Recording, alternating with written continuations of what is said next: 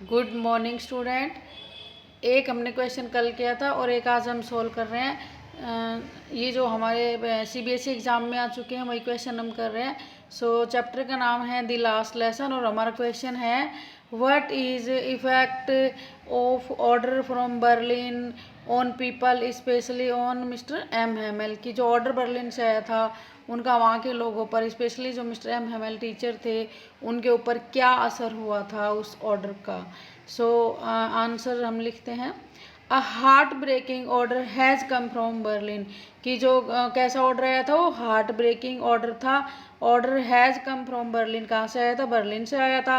According to order के according क्या था कि German language will be taught in district of Alsace and Lorraine. उसके अकॉर्डिंग था कि जो एल्सोस और लोरेन है ये डिस्ट्रिक्ट किसके थे? फ्रांस के थे। और इन डिस्ट्रिक्ट्स में अब आगे से कौन सी लैंग्वेज पढ़ाई जाएगी? जर्मन लैंग्वेज पढ़ाई जाएगी इन प्लेस ऑफ फ्रेंच। किसकी जगह पर? फ्रेंच लैंग्वेज की जगह पर। Mister M Hamel was a French language teacher. M Hamel कौन थे? फ्रेंच लैंग्वेज टीचर थे ऑफ फ्रेंच स्कूल। और किसका टीचर थे वो? उसके स्टूडेंट का नाम फ्रेंच था। Now he is going to leave school. लेकिन अब वो स्कूल को छोड़ रहे हैं ड्यू टू ऑर्डर। कौन से ऑर्डर की वजह से? जो बर्लिन से आया हुआ है उसकी वजह से। On last day of Mister M Hamel as a French teacher in school there was a gathering of elders of village. अब एम हेमेल स्कूल में आज उनका लास्ट डे है, होने वाला है, इसीलिए सभी लोग वहाँ पर गांव के जो विलेजर्स हैं वो सभी इकट्ठा हुए हैं। All villagers came to school in order to pay respect for their language and mister M Hamel. वो किस लिए स्कूल में आए हैं? रिस्पेक्ट शो करने के लिए, रिस्पेक्ट। और वो अपनी लैंग्वेज को बहुत ज़्यादा क्या करते थे? पहले पसंद नहीं करते थे, सीखना नहीं चाहते थे, लेकिन अब वो सीखना चाहते हैं और रिस्पेक्ट कर रहे हैं अपनी लैंग्वेज मदर टंग का। और मिस्टर एम हेमेल जो उनके टीचर थे उनका भी रिस्पेक्ट के लिए वो वहाँ पर आए हैं।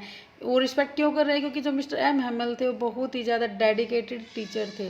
Because Mister M Hamel was a dedicated teacher, he was teaching for last 40 years. और वो कंटिन्यू कितने सालों से पढ़ा रहे थे? 40 ईयर्स से पढ़ा रहे थे स्कूल में।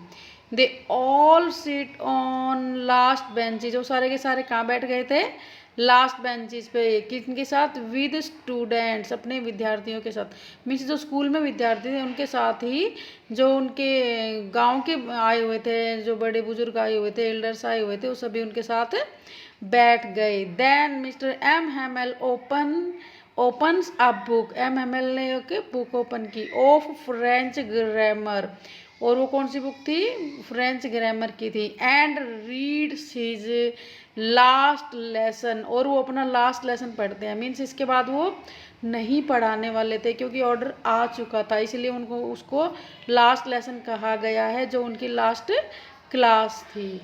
Everyone listens to him with glad attention. उसको बहुत ही ज़्यादा, ग्लैड मीन्स चाव से सुनते हैं उनके जो, और ध्यान से भी सुनते हैं जो वो बात बोलते हैं मिस्टर एम हेमेल। तो जो स्टूडेंट है वो भी, और जो वहाँ पर गांव के विलेजर्स आए हुए थे वो सभी उनकी बातों को बड़े ही ध्यान से सुनते हैं। Before this they never tried to learn French language. लेकिन इससे पहले जो विलेजर्स थे उन्होंने या स्टूडेंट्स ने कभी भी फ्रेंच लैंग्वेज लर्न करने की कोशिश नहीं की। With such a will power, इतनी इच्छा शक्ति के साथ। यानी कि जब आज सीखना चाहते हैं लास्ट डे वाले दिन, ऐसी विल पावर उन्होंने पहले कभी नहीं दिखाई। बट ऑन लास्ट डे, लेकिन लास्ट डे को on last day they all wanted to learn French. वो आखिर दिन सब सीखना चाहते थे।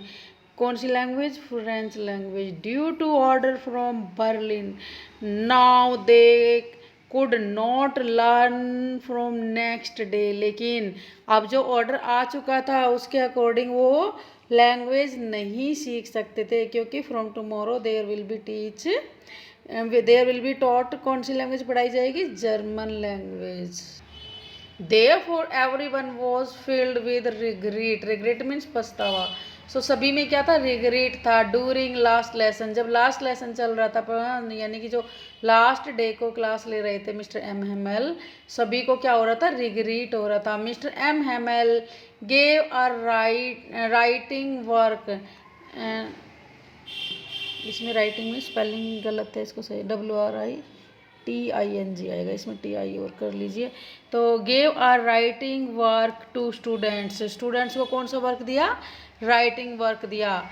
एंड विलेजर्स, और गाँव वाले भी उस वर्क को कर रहे थे। ही सिट्स मोशनलेस, अब वो मोशनलेस बैठ जाते हैं। ये कौन है यहाँ पर, ही है mister M Hamel. M Hamel sits motionless बैठ जाते हैं। इन हिज चेयर, किस के ऊपर बैठ जाते हैं, चेयर के ऊपर। ही गेजेज एवरीथिंग अराउंड हिम, उसके जो चारों तरफ जो भी कुछ था वो उनको गेज कर रहे थे, मीन्स वो उनको घूर के देख रहे थे, मीन्स वो उनको बड़े ध्यान से देख रहे थे। वन बाई वन, एक एक करके। एवरीवन वॉज वेरी सैड, और उस मोमेंट में everyone was very sad because everyone was wanted to learn their mother tongue but unfortunately they can't, so everyone was very sad। so ये हमारा answer यहाँ पर फिनिश होता है।